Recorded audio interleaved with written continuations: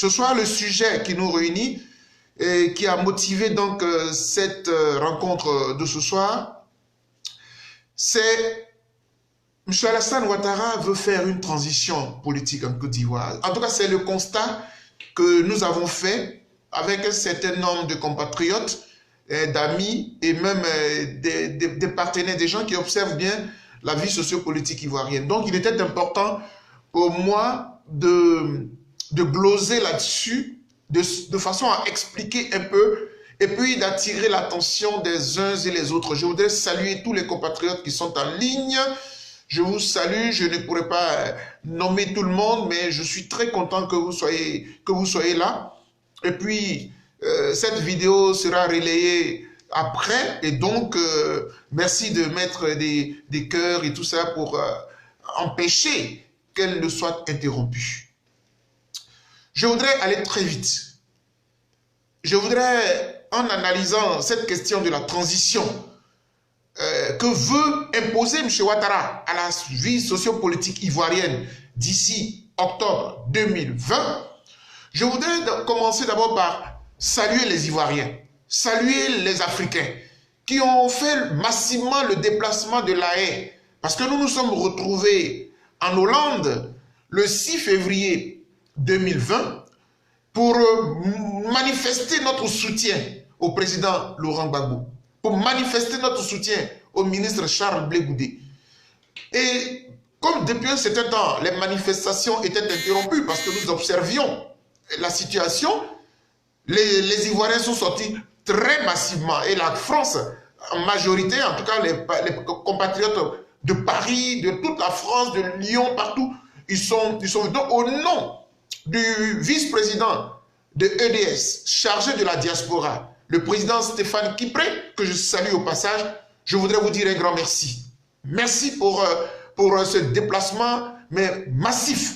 Et évidemment, je parle de la diaspora, mais également, il y avait aussi le vice-président Éric Kaye, qui était là, vice-président de EDS. Il y avait aussi notre cher ministre Issa Malik, vice-président aussi de EDS, qui était là. Il y avait le président, comment dirais-je, Christian Vabé, le président Pascal Logbo. En tout cas, tout l'armada de EDS était présent. Et la cerise sur le gâteau, le président de EDS a effectué le déplacement depuis Abidjan avec le secrétaire général Mpono de EDS. Donc, président Georges Armaonien, je voudrais te saluer, te dire merci.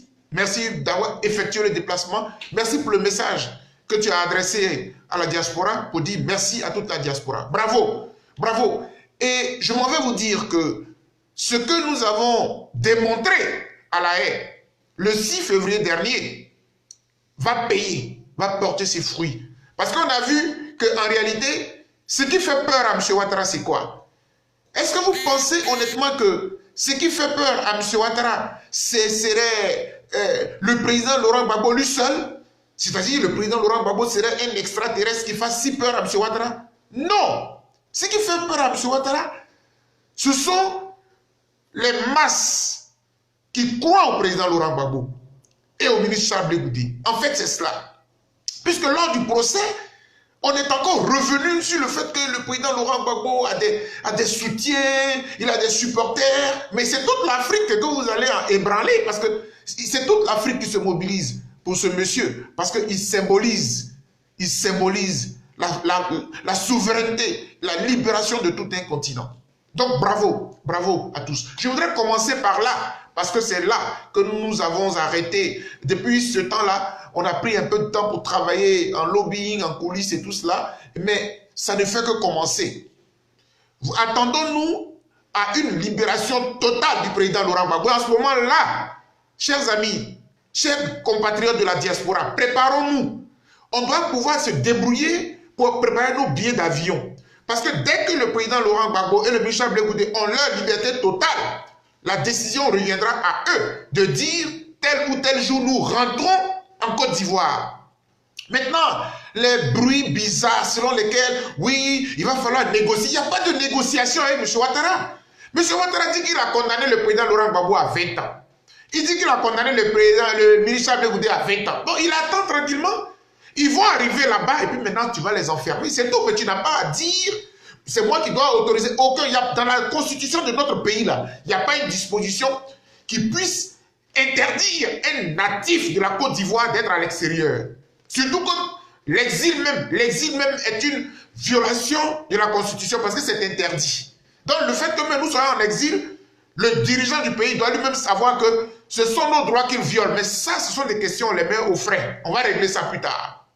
Donc, on se prépare. De sorte que quand le président Laurent Gbagbo, quand il a eu la bonne décision de sa libération totale et qu'il est libre de tous ses mouvements sur toute la planète, il va lui-même dire, bon, tel jour, je suis prêt à aller à Abidjan. À ce moment-là, nous tous, on fait les convois par avion. Et à ce moment-là, nous tous, là, on va aller en prison. C'est trop facile. Mes chers compatriotes, bonsoir.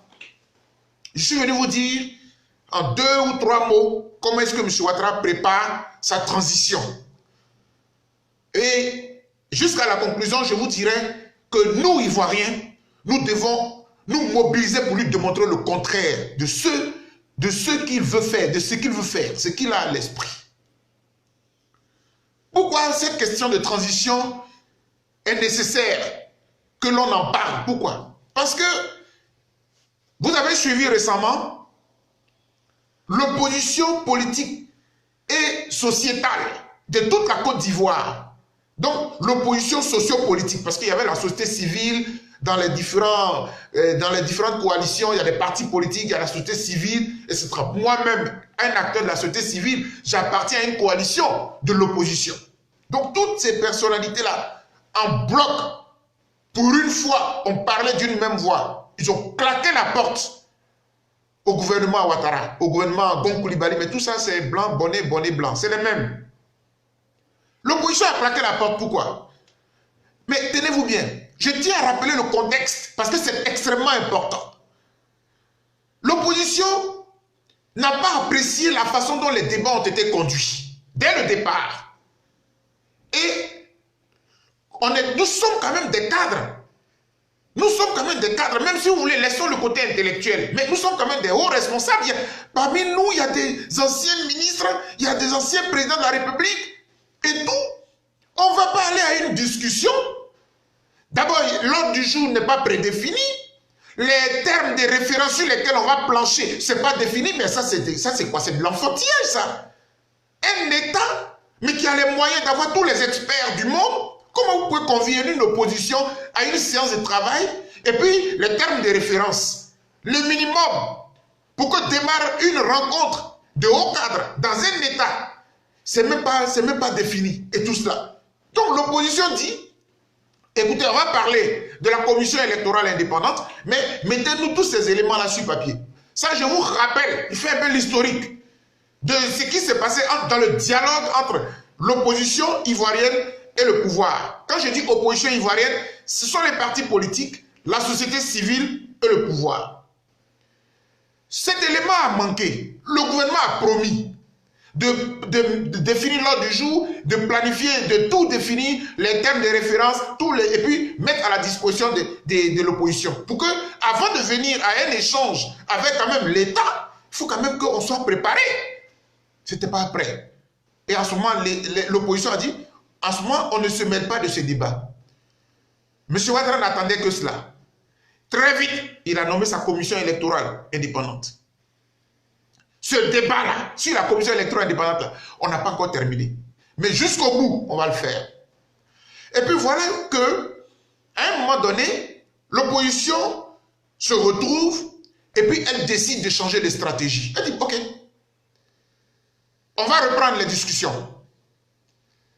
Le pouvoir dit, bon, la CEI, là, pour moi, c'est terminé, hein, mais on va maintenant travailler sur la loi électorale. Regardez une incongruité. En réalité, la loi électorale devait être plus globale, puisque même l'organe électoral qui pose problème devait rentrer dans la loi électorale. Mais bref, on va reprendre le débat sur la loi électorale. L'opposition dit, d'accord, elle se concerte.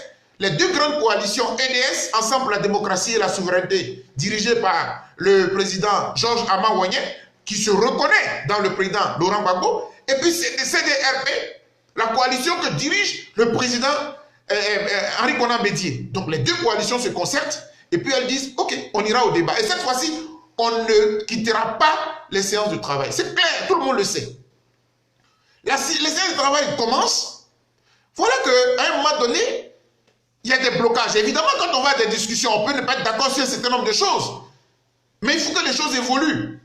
Et puis, quand il y a des blocages, le chef de l'État, il peut intervenir, etc. Bon.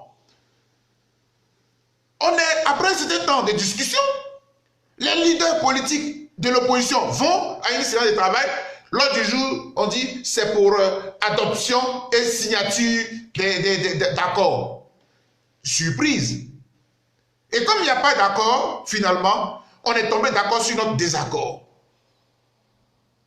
Et le Premier ministre qui vient, M. Gon Coulibaly, méprisant tous ces hauts cadres, parce que les gens pensent que quand ils sont au pouvoir, là, ils pensent que c'est l'Afrique, quoi. Ils voient des personnalités que tu reconnais, que vous reconnaissez, vous les connaissez dans le pays. Mais parce que vous êtes au pouvoir, vous les méprisez. Vanité, quoi. Ça dit comme si pour vous, le pouvoir est éternel. Oh, le pouvoir passe. On se retrouve. À Paris, là, les anciens premiers prennent le métro, tout le monde se voit, la vie continue. Pourquoi vous, en Afrique, quand vous êtes au pouvoir, quand vous quittez le pouvoir, vous devez carrément fuir parce que vous, tellement vous faites du mal à votre prochain.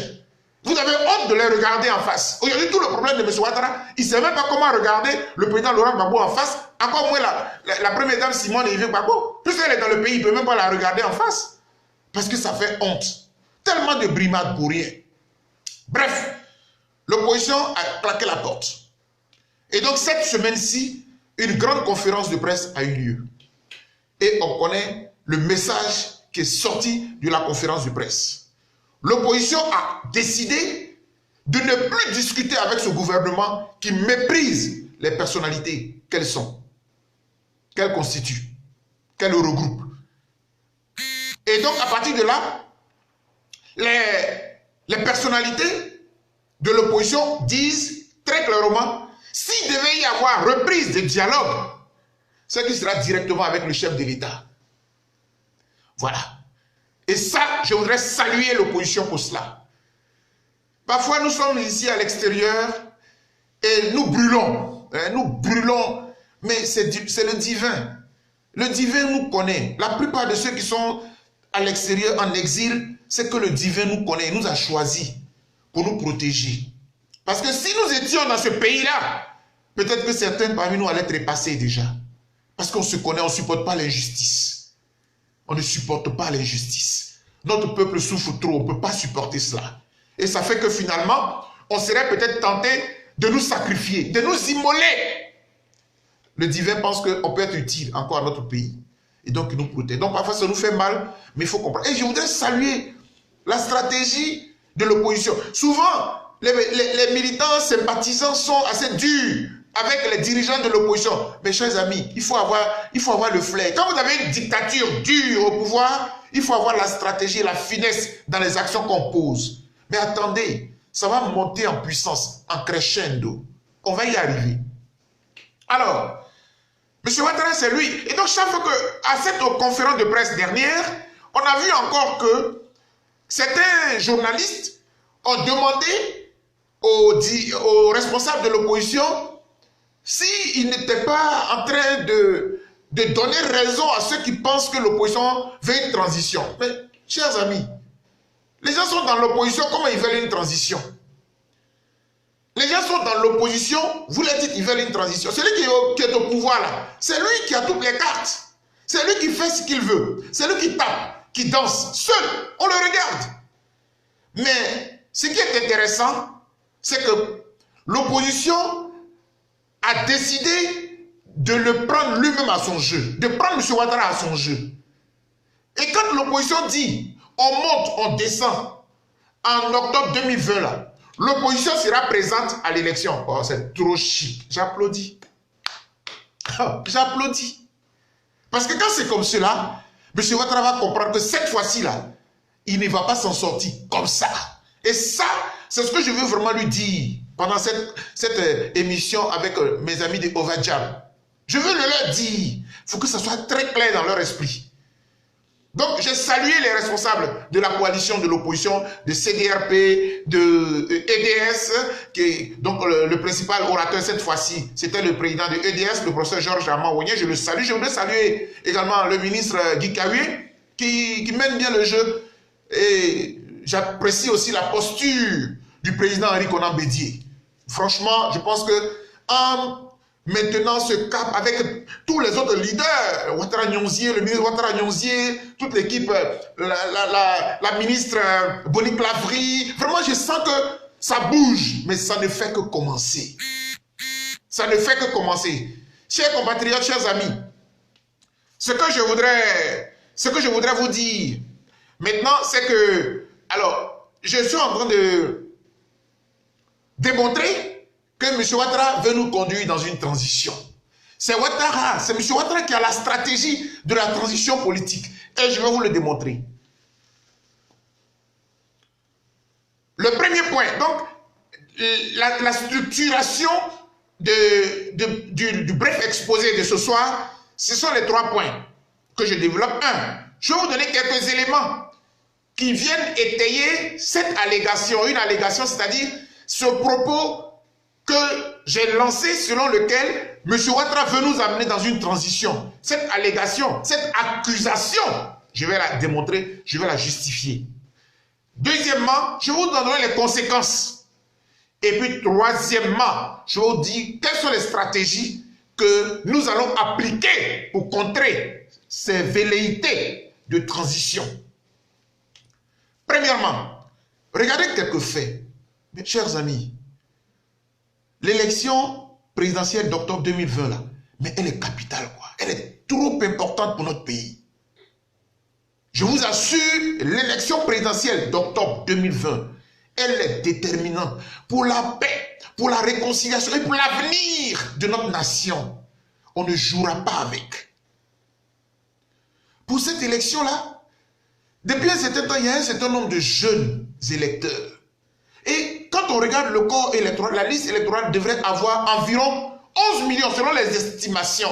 Autour de 11 millions. Et ça sont les chiffres qu'eux-mêmes ils donnent au niveau du gouvernement. C'est eux qui sont aux affaires. Ce sont eux qui sont aux affaires. Donc ce sont eux qui doivent nous informer. Ils disent on attend environ 11 millions d'électeurs à enregistrer sur la liste électorale. Mais chers amis, 11 millions d'électeurs là. Premier point. Pourquoi c'est maintenant là qu'on commence à les enrôler? Pourquoi? Pourquoi? Ça cache quoi? Si ce n'est pas une volonté de faire traîner le processus et à un moment donné de faire une élection banalisée, mais je l'ai dit, minable élection. Non, on ne marchera pas, chers amis. C'est maintenant que M. Ouattara se réveille, il dit qu'il veut faire l'enrôlement. Ok. Dans un pays civilisé, quand on a une opération d'importance, parce que ce n'est pas que l'élection présidentielle seulement qui est concernée, ce sont toutes les élections, certes, mais il y a aussi que la carte nationale d'identité est un droit de l'homme. La carte nationale d'identité est un droit de l'homme. Mais par quoi est-ce qu'on définit que celui-ci est un national ou pas? Par quoi? La carte d'identité. La carte d'identité, ce n'est pas qu'un document banal. C'est l'identité du citoyen, de l'individu. Qui es-tu? C'est ta carte d'identité qui fait ton être, qui fait ta personne. Donc c'est un droit. Et en tant que militant des droits de l'homme, il faut que j'explique un peu, parce que j'ai écouté un certain nombre de commentaires qui sont, semble-t-il, justes en apparence, mais il y a beaucoup de fausseté dedans. Je vais normalement y revenir, mais comme j'en parle, je préfère en même temps le citer. Le professeur Mamadou Koulibaly est ami. Il disait, entre autres, j'ai écouté un peu, je vais certainement revenir sur lui dans la fin de mon propos aujourd'hui. Il disait tantôt que la carte d'identité est un droit. C'est un droit. Donc, et ça dépend de vous. Allez vous faire enrôler. Si vous voulez que ce régime change, c'est tout ce qu'on vous demande. C'est pas compliqué. Et il a lancé cette boutade-là pour dire, si vous ne pouvez pas faire de rébellion, alors enrôlez-vous. Bon, ça c'est méprisant, mais je vais y revenir vers la fin. Mais pourquoi j'en parle maintenant? Parce que si c'est un droit, Le fait de conditionner le droit, vous le rendez caduque. Vous violez ce droit du citoyen.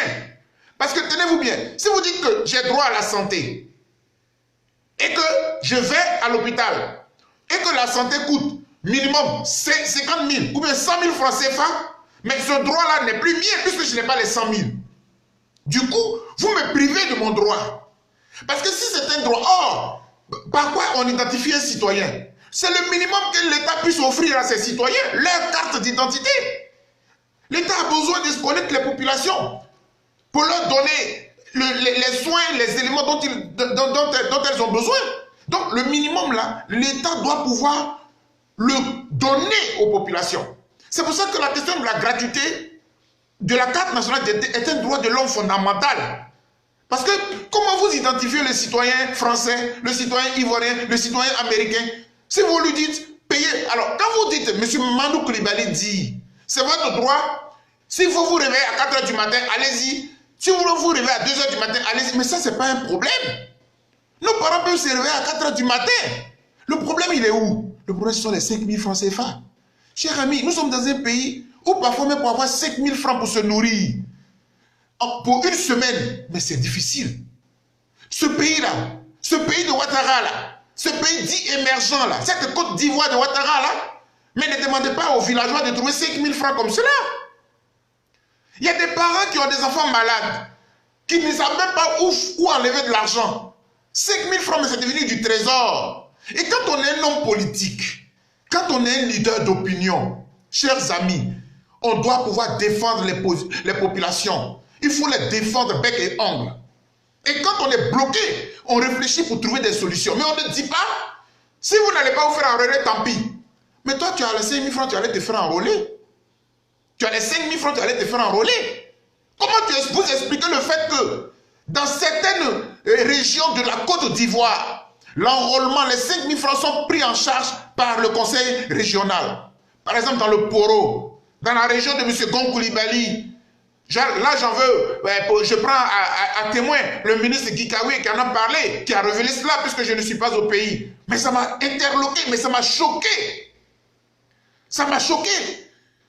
Comment un conseil régional officiellement existant dans la République peut dire aux populations, et le courrier même a été signé, je ne vais pas dire aurait été signé parce que le ministre Gikawi est une personnalité qui a servi au plus haut niveau de la République de Côte d'Ivoire. C'est un professeur, c'est mon dévancier à l'université. Il ne peut pas venir sur les antennes, sur les médias pour raconter n'importe quoi. Il a même cité le député qui fait un communiqué pour dire « Chers parents, allez vous faire enrôler. Le conseil régional paye pour vous. » Ça fait deux choses.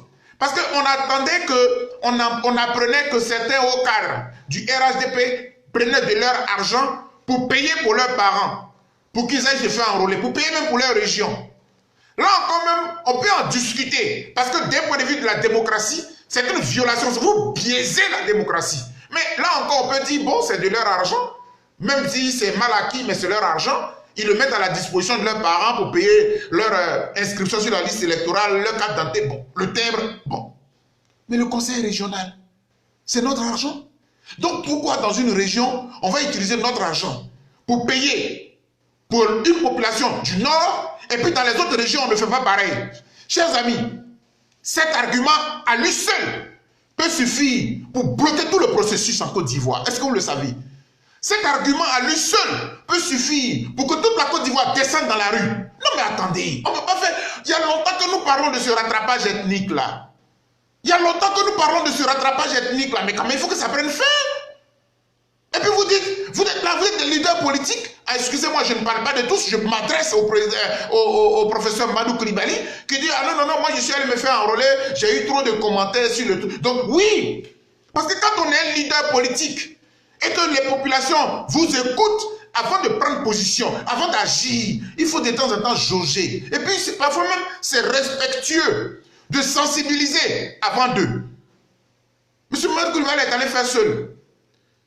Et puis après, il va venir dire, allez-y faire. Si vous ne le pas faire, ce sera bloqué. On sera là. Le régime ne partira pas. C'est trop facile. Et puis c'est méprisant un peu quelque part. Je n'ai pas apprécié, c'est pour cela que j'en parle. Je n'ai pas pour habitude de critiquer le professeur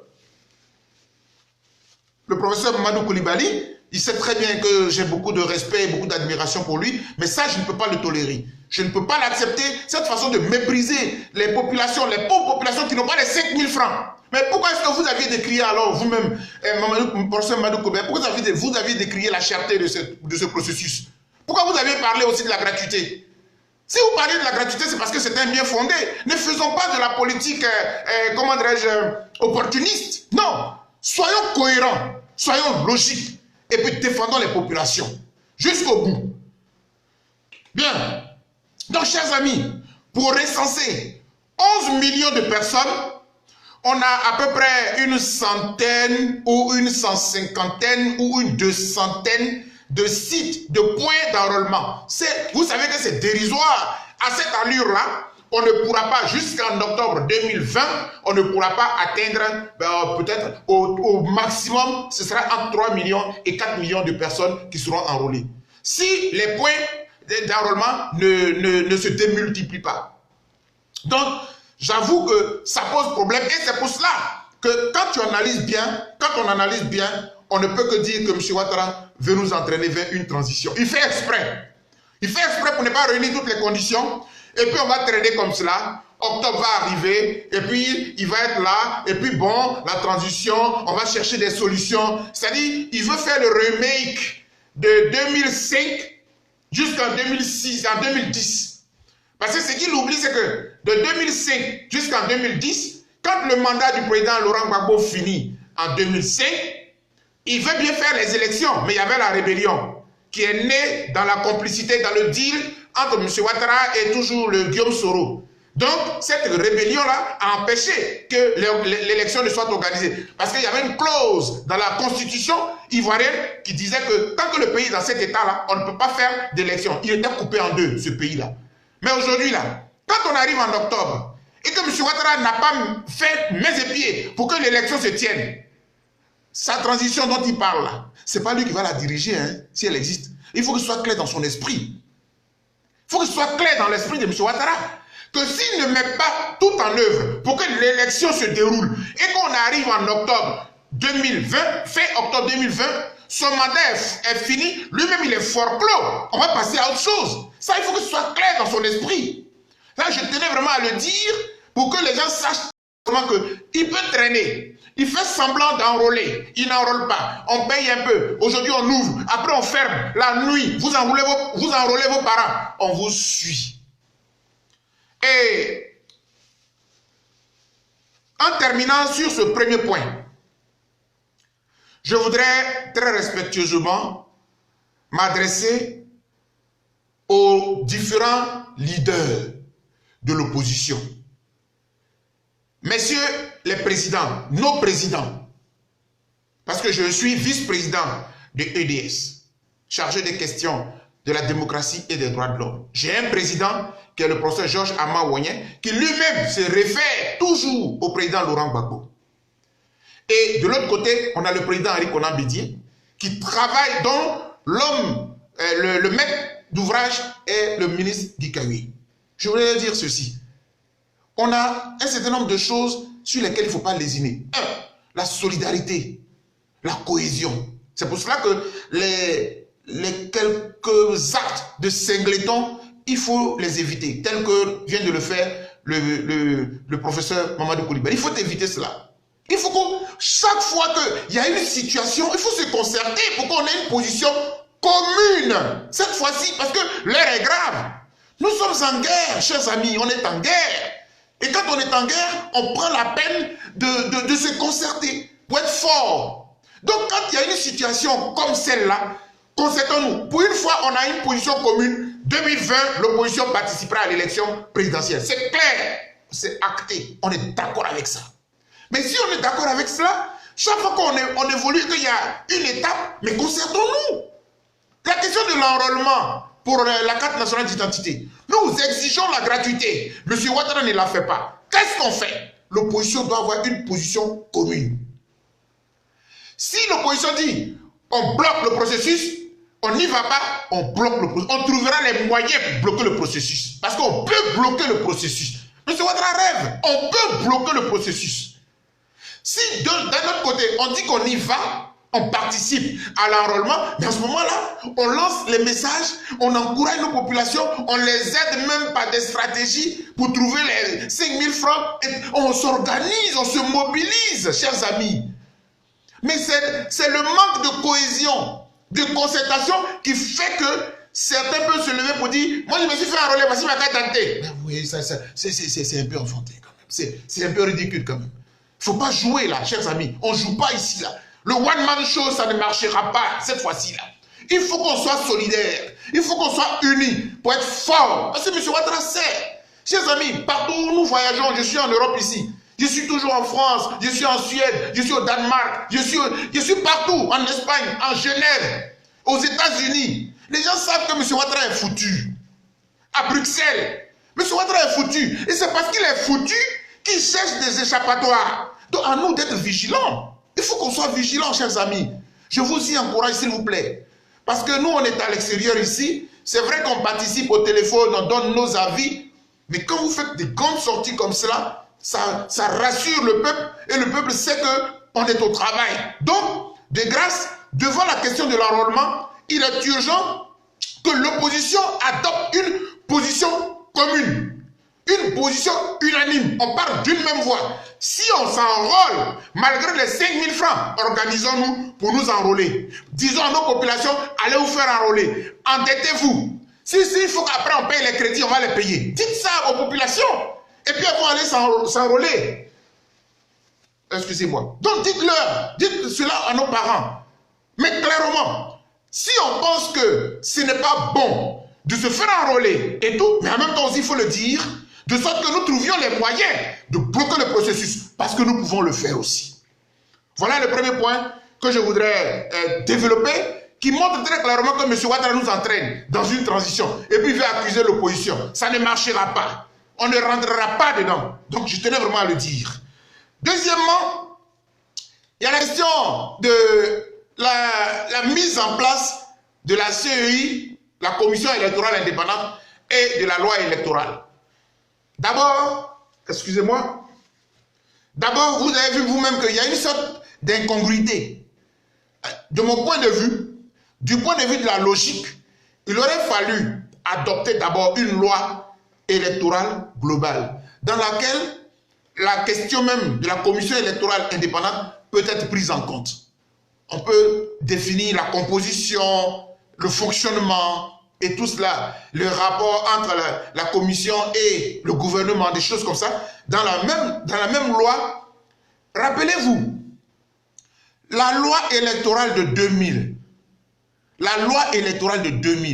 le code électoral là, il a été voté de commun accord. Je parle de celui de 2000. Il a été voté le même jour que la Constitution. Donc le code électoral de 2000 qui a fondé la Deuxième République, on a voté la Constitution et le Code électoral en même temps. Et les deux textes ont été promulgués le 1er août 2000. Pourquoi je fais ce rappel? Je fais ce rappel parce que le Code électoral, il comporte des éléments essentiels de la vie de la démocratie dans notre pays. Donc parfois, il est bon que le peuple se prononce sur un tel texte. Chers amis, dans une république, qui, selon vous, est habilité à définir les conditions d'éligibilité d'un candidat à l'élection présidentielle? Qui? Est-ce le président de la République lui-même qui peut, d'après lui, quand il dort bien, il dit qu'il n'est pas candidat, quand il dort mal, il dit qu'il est candidat? Est-ce que c'est à lui qu'il doit revenir de définir les conditions d'éligibilité d'un président de la République dans le pays? Non! Lui, il n'est qu'un citoyen. Le président de la République n'est qu'un citoyen, parmi tant d'autres. Et puis peut-être même que lui-même, il ambitionne candidater. Dès l'instant où lui-même, il est aussi candidat, mais au nom de quoi un président de la République puisse décider de définir les conditions d'éligibilité d'un président de la République dans une république? Non. C'est au peuple. C'est au peuple de définir quels sont les critères pour que quelqu'un devienne président de la République. C'est au peuple souverain. Parce que c'est lui qui trace le profil de son président. Donc voilà un peu quelque chose de fondamental.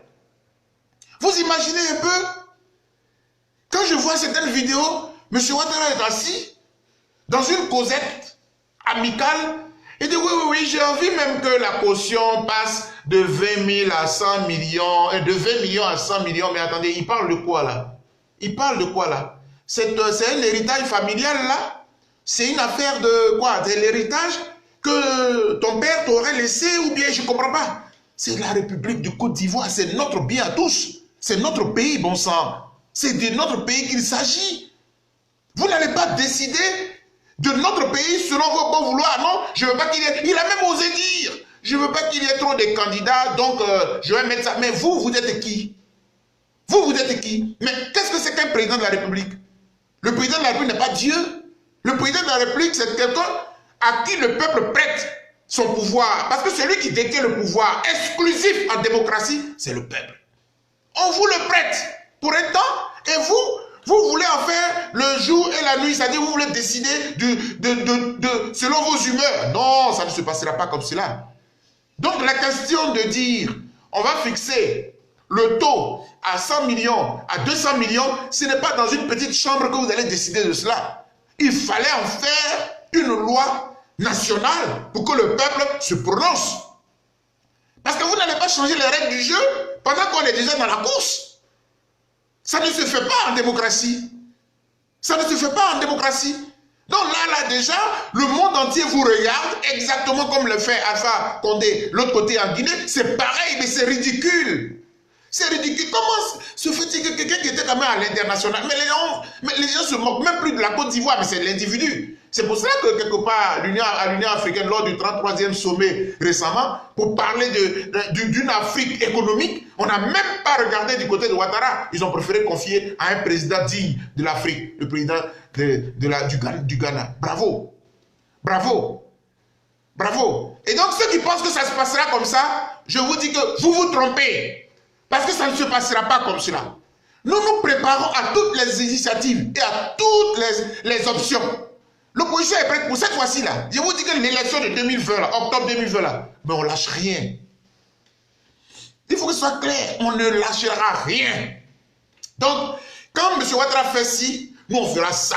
Et on va se retrouver au final. Aujourd'hui, heureusement qu'à l'intérieur du pays, nos compatriotes travaillent. Et à l'extérieur, nous faisons aussi le job pour que la communauté internationale, cette fois-ci là, soit témoin. Je vais y revenir tout à l'heure. Donc, chers amis, il change les règles du jeu, M. Ouattara. Il change les règles du jeu. Dans le cours du jeu, il dit que la caution va passer de 20 millions à 100 millions, 200 millions, comme il est content, 250 millions, selon lui. Et puis, il nous parle de parrainage. Bon, vous voyez, des choses importantes comme cela. Pourquoi vous n'interrogez pas le peuple? Vous dites, non, dans la nouvelle constitution, on a mis une disposition, le président peut tout faire. Vous rêvez. Ça ne se décidera pas comme cela. Donc, je voudrais dire à M. Ouattara de se ressaisir un peu, parce que c'est un phénomène autocrate, un despote qui décide. C'est ça. Et ça, c'est malheureusement, vous tuez la démocratie dans notre pays. Vous tuez la démocratie. Et je m'avais dit que sur cette question, oui, il sort tous ces éléments-là pour bloquer l'opposition.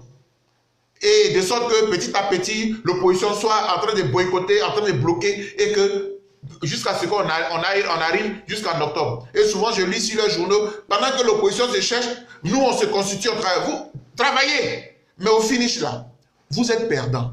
Le monde entier le sait. Si vous dites que vous n'êtes pas perdant, là, c'est pas compliqué. Mettez en place la commission électorale propre. Faites même comme le président Laurent Gbagbo. Dites, on donne même à l'opposition organisée, nous, on va vous battre. Vous ne ferez même pas vous ne dépasserez pas le premier tour. Au premier tour, l'élection est pliée. On vous met au défi, c'est-à-dire que l'opposition vous met au défi sur des questions concrètes et vous cherchez des subterfuges, pour des échappatoires, pour tricher. Au passage, la triche. Si la Côte d'Ivoire a brûlé en 2010, c'est la triche de M. Ouattara. Dans le nord, là, ils ont triché. Ils ont bourré les urnes.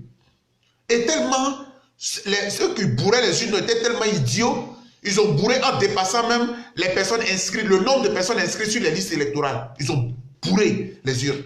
Et c'est en les sanctionnant que le Conseil constitutionnel a violé l'article 64 pour dire, bon, dans tous les cas, j'annule les 7 départements et le vainqueur s'appelle Laurent Gbagbo. Voilà ce qui a entraîné la guerre dans notre pays. C'est les triches. C'est les triches. Donc, en 2010, là, il y a eu la guerre parce qu'il y a eu des tricheries. Et si vous recommencez, cette fois-ci, on va vous laisser vous seul dedans. Parce que nous, on va protéger notre pays. Moi, je vous dis toujours, le bien précieux que nous défendons là, c'est notre pays. Le reste là, les hommes passent. Mais notre pays là, on le défendra. Donc, chers amis, sur cette question du montant, de tous, c'est du bluff. C'est du bluff. La loi électorale est adoptée. Si c'est de façon consensuelle, si l'opposition s'assied, il faut que M. Ouattara nous démontre le bien fondé de ce montant-là, de 100 millions, de 200 millions là. Il faut que M. Ouattara nous démontre son bien fondé, parce que ça n'a pas de sens. Voilà, ça n'a pas de sens. Donc je voulais vraiment dire que tant qu'on n'a pas les biens fondés, on ne sera pas d'accord et ça ne passera pas. Donc c'est clair là-dessus. Alors je voudrais... Excusez-moi. Voilà. Je voudrais dire aussi qu'il y a quand même un troisième point sur lequel je voudrais pouvoir gloser.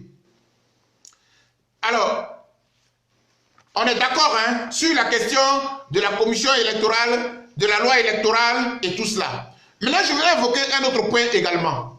C'est-à-dire qu'il faut bien remarquer, il faut très bien remarquer, autant pour moi.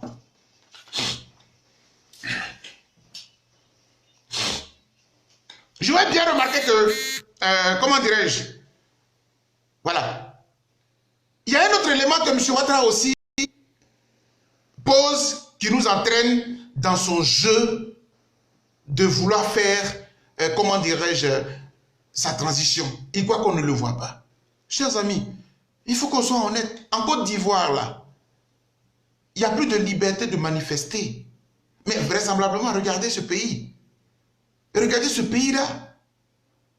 C'est incroyable qu'un homme comme M. Ouattara qui est venu des États-Unis, du FMI, soit à la tête de la Côte d'Ivoire et puis on bâillonne les libertés. Mais on bâillonne tous les droits de l'homme. Vous n'avez pas le droit de manifester. Vous n'avez pas le droit de faire une marche. Même une marche priante. C'est-à-dire même une marche des religieux. Une marche où on marche un peu, on s'arrête, on prie. On marche un peu, on prie. Pour que la paix vienne dans le pays. Ça n'a pas eu lieu.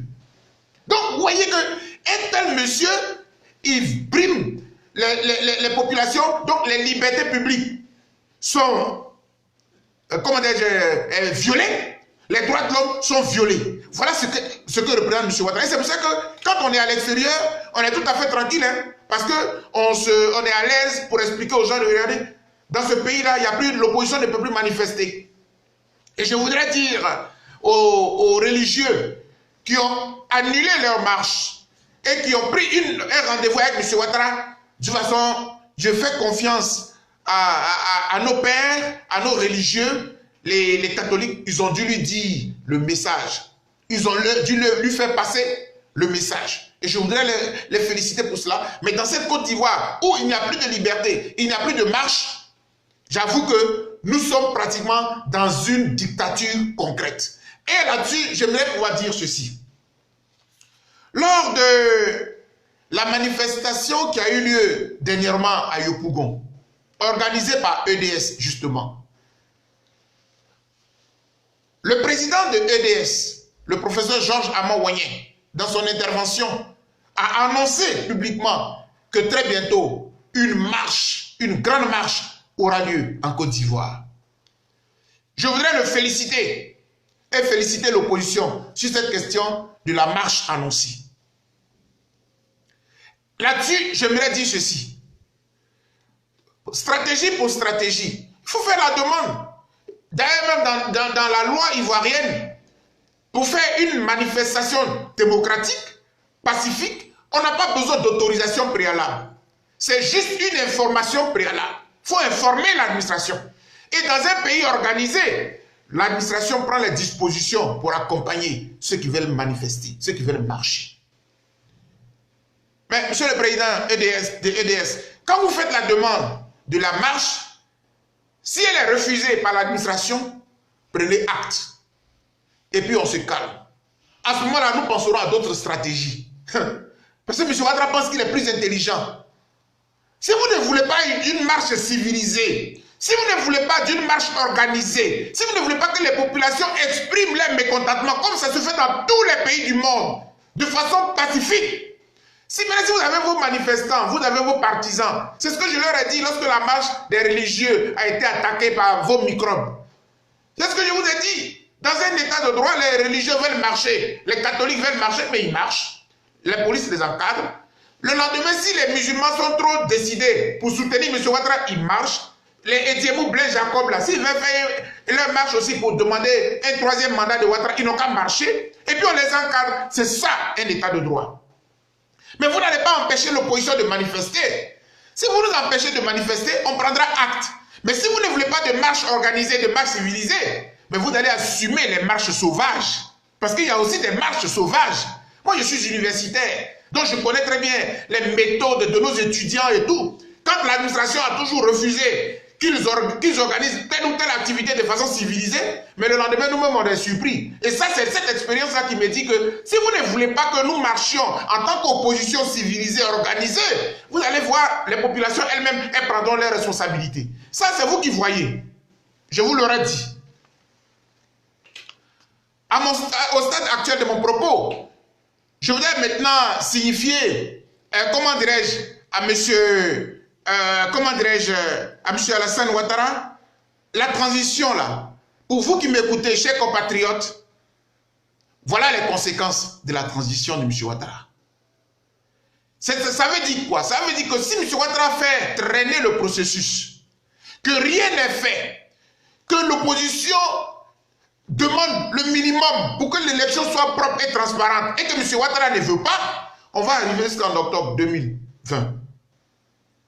En octobre 2020, si nous sommes dans une transition, M. Ouattara ne sera pas au pouvoir.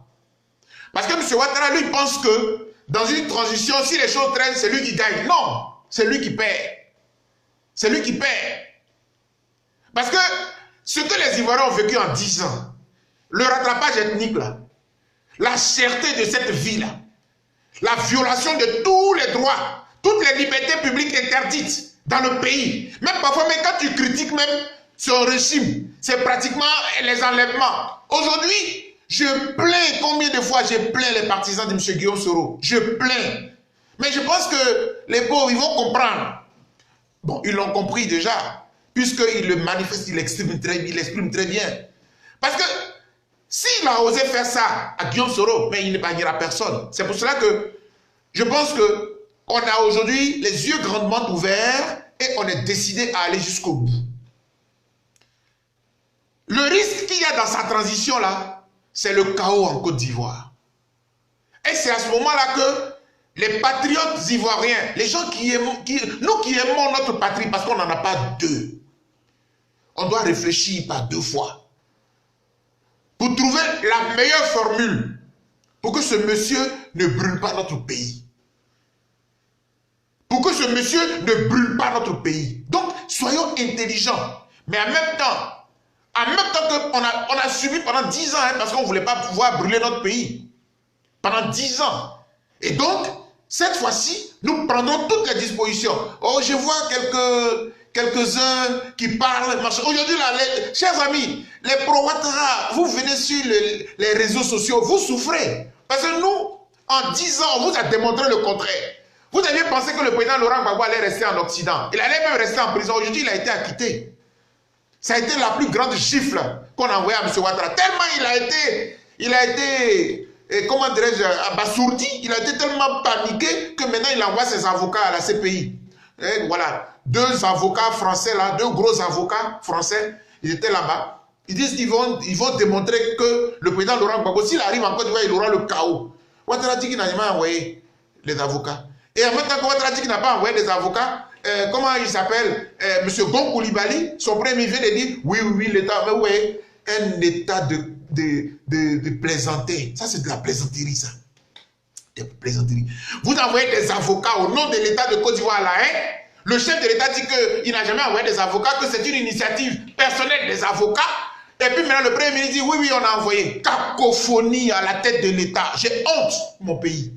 Cacophonie à la tête de l'État. J'ai honte pour mon pays. Mes chers amis, les juges en tireront toutes les conséquences. Les juges d'appel vont en tirer toutes les conséquences. Et le président Laurent Gbagbo retournera à Abidjan.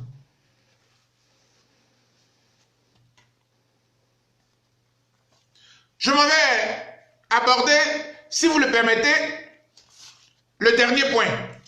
Et j'en aurais fini, parce que j'avais promis faire une vidéo précise en apportant des éléments de réponse, tac, tac, tac, et puis on passe à autre chose. Parce qu'on a, voilà, on n'a pas le temps des plaisantins qui pensent qu'on n'a pas tapé 10 ans dans le vent, hein.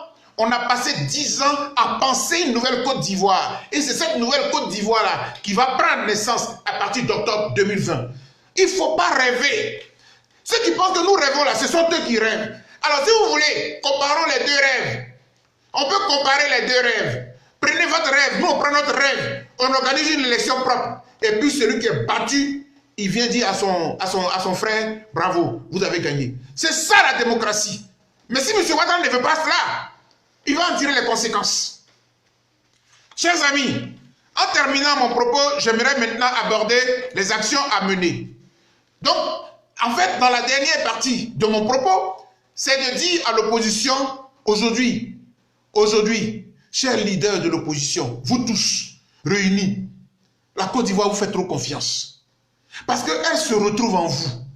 Quand on voit le président Henri Konan Bédié, quand on sait que le président Laurent Gbagbo est en route pour arriver, quand on voit le président Georges Armand Ouagné, quand on voit le ministre Guy Kahué et tout, et puis on voit Ouattara Nyonzié, je sais pas moi, tout le monde est là, tout le monde est là, tous les leaders sont là. Ça rassure. Ne lâchons pas prise. On n'a pas le droit de trahir ce peuple. On n'a pas le droit de trahir ce peuple. On n'a pas le droit de trahir nos populations, de nos compatriotes. On n'a pas le droit. Donc, de grâce, première recommandation que je fais, c'est vraiment que nous ayons des mots d'ordre clairs.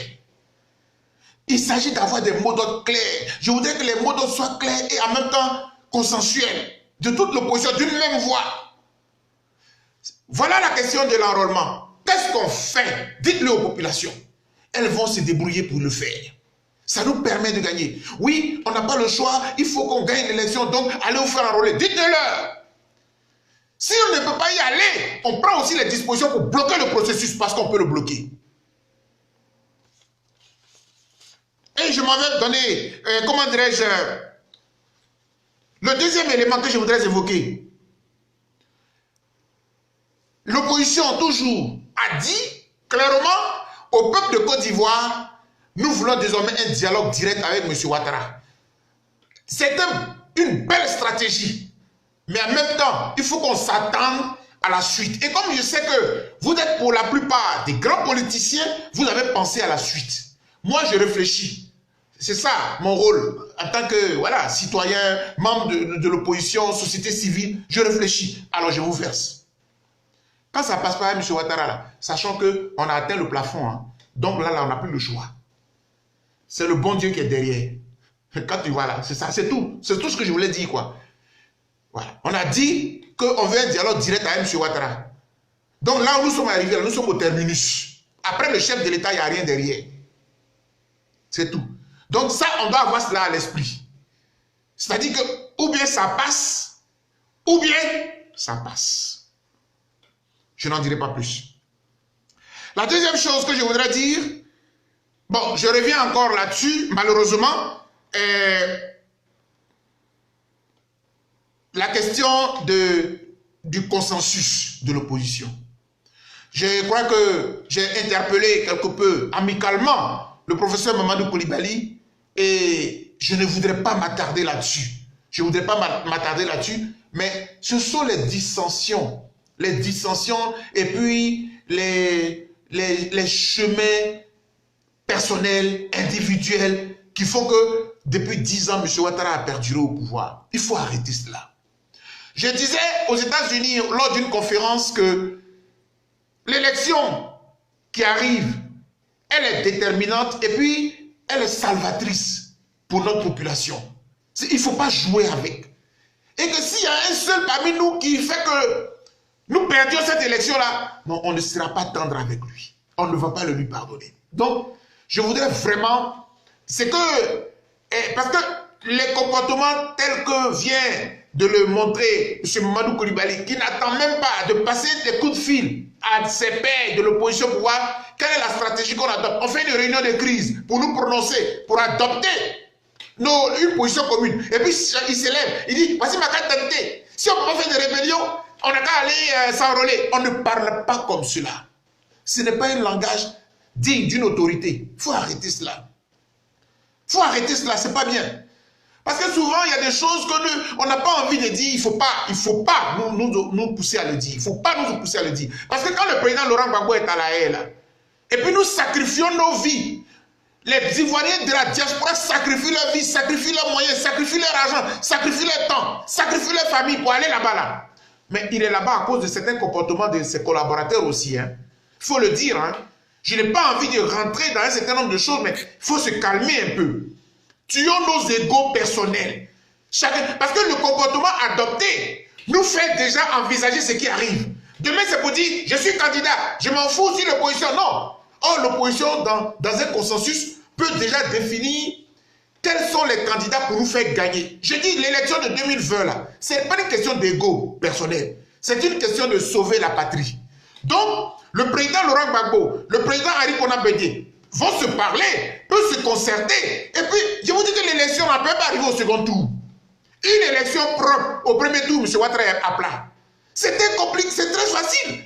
Maintenant, si certains viennent, même le président Afin Guessan était à la rencontre aujourd'hui, il est en train de suivre le mouvement. Alors, Mamadou Coulibaly qui a été reçu 2 fois par le président Laurent Gbagbo, quel est ce comportement de solitaire pour dire je m'enrôle, sans au moins se consulter avec les autres? Il faut éviter cela.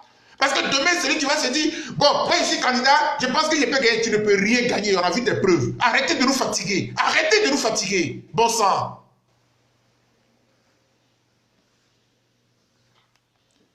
Je vais terminer par dire ceci. Au niveau de... Je termine par dire ceci. Au niveau de la diaspora, il y a eu ce 6 février 2020 à La Haye, une grande mobilisation. Elle a réveillé. Donc, j'ai fini de parler à l'intérieur. Hein. À l'intérieur du pays, j'ai donné un peu ce que je pense. Bon, ce n'est pas... Évidemment, nous sommes des responsables, donc je ne vais pas venir ici pour tout déverser. Donc, il y a un certain nombre de choses que je ne dirai pas. Mais au moins, j'ai attiré l'attention des collègues, des amis, des frères qui sont à l'intérieur du pays. OK. Mais au niveau de la diaspora, il y a un certain nombre d'actions que nous menons. Donc je disais que le 6 février, c'était un grand moment à La Haye où nous sommes retrouvés et puis on a entamé un certain nombre d'actions. Et avec les collègues de Paris, il y a un certain nombre d'actions que nous avons déployées pour dire à la Cour pénale internationale, par exemple, que quand on finit avec le camp Laurent Gbagbo, là, parce que Laurent Gbagbo est acquitté, le président Laurent Gbagbo est acquitté, le ministre Abdel Goudé est acquitté. Le camp Ouattara, il passe quand? C'est ce discours-là qu'on est en train de développer. On est en train d'interpeller la Cour pénale internationale sur cette question. Le camp Ouattara, il passe quand? Donc, on est en train de travailler là-dessus. Et très sérieusement, je m'arrête là, sans plus. Donc, premier élément. Deuxièmement, il y a que du côté de l'Italie, où je suis basé, avec les leaders, les représentants des différents partis politiques, membres de EDS et même de la société civile, nous avons ici une plateforme qu'on appelle la plateforme des leaders ivoiriens résidant en Italie. Et donc, notre plateforme a saisi l'occasion de ce que les évêques ont commencé des actions à dénoncer un certain nombre de violations du principe démocratique en Côte d'Ivoire. Donc, nous avons profité de l'occasion pour saisir le Vatican. On a écrit au Vatican, au pape Benoît, et nous attendons, déjà les échanges ont commencé. D'ici là, dès qu'on a une audience, en bonne et due, comme c'est une action publique, c'était une lettre adressée au pape, mais on l'a rendue publique, donc on est en train de suivre cela, de sorte que dès qu'on a, comment dirais-je, une audience, vous serez informés. Et même aujourd'hui encore, il y a un certain nombre, il y a un membre de la coalition qui a d'autres contacts avec, on va faire tout ce qu'on peut pour alerter la communauté internationale. Notre stratégie, c'est que il ne faut pas attendre qu'il y ait le pays en Côte d'Ivoire pour venir jouer les pompiers. On ne veut plus cela. On ne veut plus, oui, il y a 3 000 morts, non, il y a 16 000 morts, comme la commission de M. Bani, enfin, avait dit, la CRDV, la commission de, la CDVR, pardon, la CDVR, commission dialogue, vérité et réconciliation de M. Bani, même les autres, il y avait environ 16, on ne veut plus cela. Si vous voulez, vous êtes une communauté internationale, vous avez les grands moyens d'intervenir, faites-le maintenant. Ce n'est pas compliqué, maintenant ça coûte moins cher. C'est beaucoup moins coûteux de dire que l'ONU, la CEDEAO, l'Union africaine se mobilise pour aller à Abidjan pour réunir toute la classe politique autour d'une table. Pour dire, mettez les 4 sur table. Faites une élection propre, le meilleur l'emporte. Et puis la Côte d'Ivoire est sauvée. Si vous ne le faites pas, ne venez pas après pour dire, on va, non, la Côte d'Ivoire est en danger. Non, ce sera trop tard. Parce que là, on va déjà enregistrer des morts. C'est notre rôle. Moi, j'ai décidé, en tant que militant de la société civile, militant des droits de l'homme, je préfère anticiper. C'est mon leitmotiv. Je n'aime pas où on fait les communiqués. Oui, comme Amnesty International condamne, il y a eu 8 000 morts, et on veut plus là. Il faut anticiper. Et c'est ma mission aujourd'hui. Et c'est pour cela que, après avoir saisi le Vatican, nous lorgnons aujourd'hui du côté des États-Unis. Et je n'en dirai pas plus, mais je voudrais vraiment saluer le représentant du Front populaire ivoirien aux États-Unis, le docteur Marcel Krabé, saluer mon représentant aux États-Unis de Grande Afrique, le frère Laurent Adjei, qui sont en train de travailler pour que les choses bougent de ce côté-là, en attendant que nous nous retrouvions. Puisque d'ici quelques jours, je serai moi-même aux États-Unis, mais je ne serai pas seul cette fois-ci, puisque un certain nombre de leaders, en tout cas de l'opposition ivoirienne, sont en train de s'organiser également. Donc, chers amis, on fera bouger toutes les lignes. On fera bouger les lignes. Je pense que cette fois-ci, on va jouer notre va-tout. On va jouer notre va-tout en respectant les principes de la démocratie jusqu'au bout. Voilà un peu ce que je voulais vous dire ce soir. J'ai eu le plaisir à échanger avec vous. Je voudrais vous dire que, en conclusion, que, chers amis, nous n'avons pas 2 pays. On n'a qu'un seul pays. Notre pays est le meilleur. Je vous assure que j'ai voyagé dans tout le monde entier. J'ai été en Israël 2 fois. Où ne suis-je pas allé? Mais il n'y a pas un pays plus beau que la Côte d'Ivoire. Parce que en chacun de nous vibre la Côte d'Ivoire. Et je suis trop fier de mon pays. Et j'aime mes compatriotes. Et si M. Ouattara pense qu'il est notre compatriote, de grâce, mettons-le à la terre. Tu as fait 10 ans au pouvoir. Aujourd'hui, il faut sauver l'essentiel dans notre pays. Les populations sont traumatisées. Déjà, à la fête, le nouvel an dernier, le 24 décembre et le 1er janvier, les gens ont passé ces fêtes-là dans la terreur. Parce qu'il y avait un grand conflit entre le chef de l'État et le chef de la rébellion. Les gens se disent, qu'est-ce qui va se passer? Les gens ont été traumatisés. M. Ouattara, libérez la Côte d'Ivoire. Vous avez la possibilité de sortir par la grande porte. Vous avez la possibilité de sortir par la grande porte. Mais si vous ne voulez pas sortir par la grande porte et que vous voulez engouffrer la Côte d'Ivoire, vous perdez votre temps. Parce que nous, Ivoiriens, les Ivoiriens se battront pour que notre pays soit sauvé. Vive la Côte d'Ivoire. Vive la démocratie dans notre pays. Et que Dieu bénisse notre pays. Je vous remercie.